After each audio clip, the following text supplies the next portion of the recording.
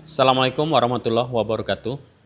Sejarah sering dikatakan milik penguasa, di mana penguasa saat berlangsung sejarah terjadi, bahkan penguasa kemudian mereka akan merubah dan berusaha merubah sejarah sesuai dengan keinginan penguasa. Ini adalah stigma yang ditanamkan bahwa sejarah itu akan menguntungkan penguasa. Banyak hal yang sering kita bahas, kita lihat, dan kita baca. Sejarah-sejarah yang terjadi di Indonesia, bahkan kemarin Bapak Menteri Kebudayaan berusaha untuk memperbaiki, alih-alih dari kata merevisi ya, memperbaiki apa yang terjadi peristiwa sebelumnya yang ada di Indonesia. Sehingga harapannya adalah sesuai dengan fakta sejarah yang sebenarnya. Kemudian istilah-istilah seperti Orde Lama akan dirubah juga oleh Bapak Menteri Kebudayaan. Ini adalah bagian upaya untuk memperbaiki sejarah Indonesia. Mudah-mudahan menjadi sejarah yang akurat. Sejarah itu bisa kita pisahkan menjadi dua, prasejarah dan sejarah. Kenapa sih disebut sejarah? Sejarah itu catatan-catatan yang dituliskan oleh orang-orang dahulu, di mana mereka mengalami peristiwa apa di zamannya. Nah, itu disebut sejarah karena ada catatan-catatan. Ketika tidak ada catatannya, maka itu disebut prasejarah. Makanya tiap negara atau wilayah itu memiliki masa sejarahnya sendiri.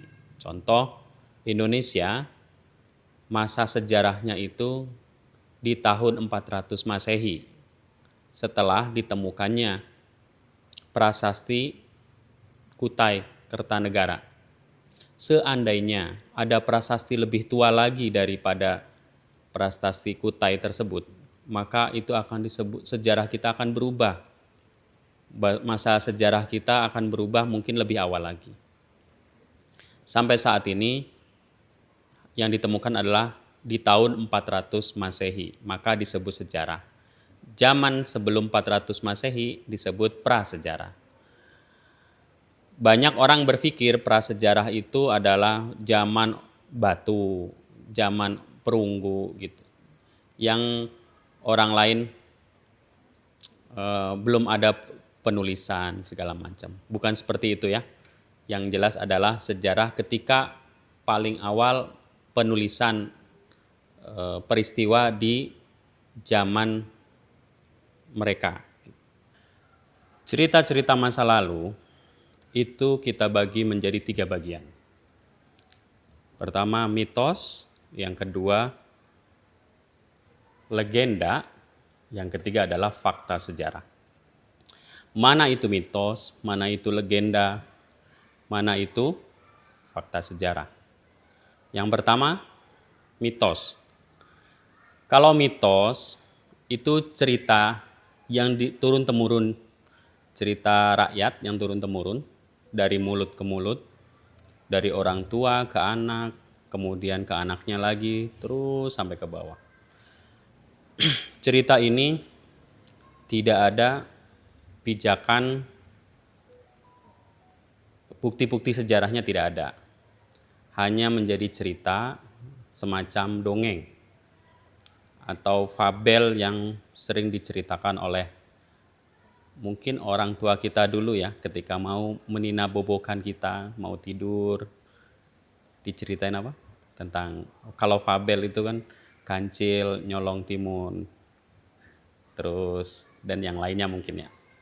Itu fabel. Tapi kalau yang mitos ini bedakan. Fabel adalah cerita hayalan atau dongeng yang melibatkan binatang yang bisa bicara. Mitos merupakan cerita simbolis atau kepercayaan masyarakat terhadap fenomena yang terjadi di sekitar mereka, di mana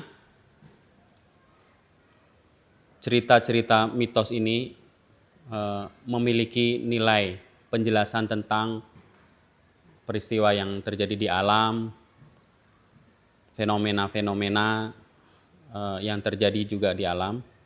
Kemudian mengajarkan nilai-nilai budaya dan memberikan makna pada suatu peristiwa.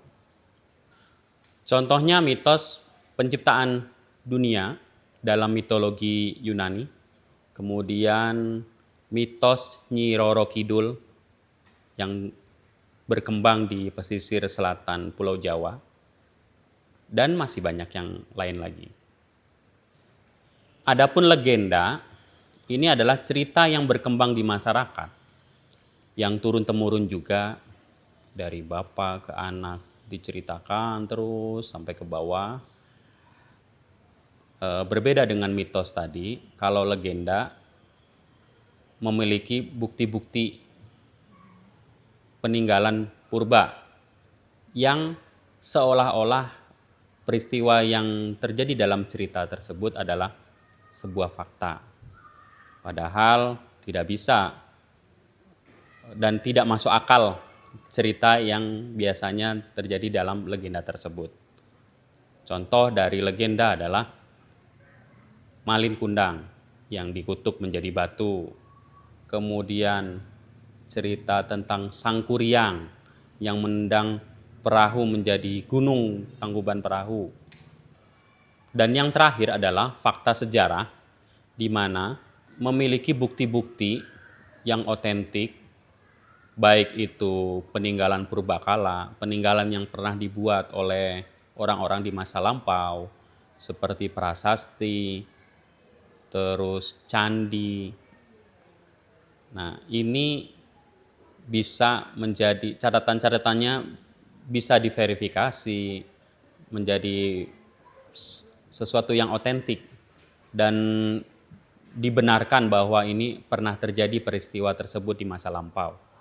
Maka ini yang disebut fakta sejarah, bahwa di zaman lampau pernah terjadi. Meskipun di beberapa catatan-catatan sejarah perlu pendalamannya, karena biasanya seperti yang di awal saya sebutkan bahwa sejarah dipengaruhi oleh penguasa. Seperti ada catatan sejarah yang dia tidak mau menyebut peristiwa berdarah di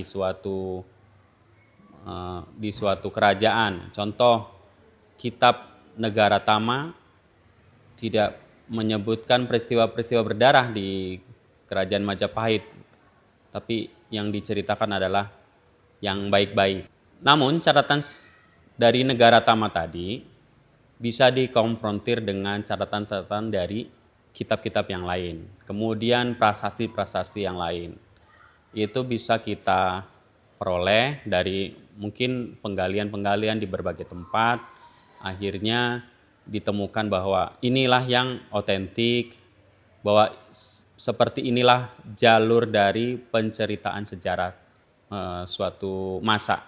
Demikian teman-teman, agar bisa diketahui bersama ya tentang mitos, legenda, dan fakta sejarah. Nanti kita akan bahas apakah ini mitos, apakah ini legenda, apakah ini fakta sejarah. Kita akan kupas habis fakta sejarah di balik sebuah mitos atau sebuah legenda, sehingga kita akan mengetahui esensi paling dalam dari suatu peristiwa. Inilah kenapa kita buat channel khusus yang akan membahas sejarah dengan judul Bongkar Sejarah.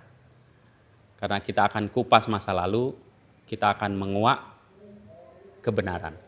Demikian, Assalamualaikum warahmatullahi wabarakatuh.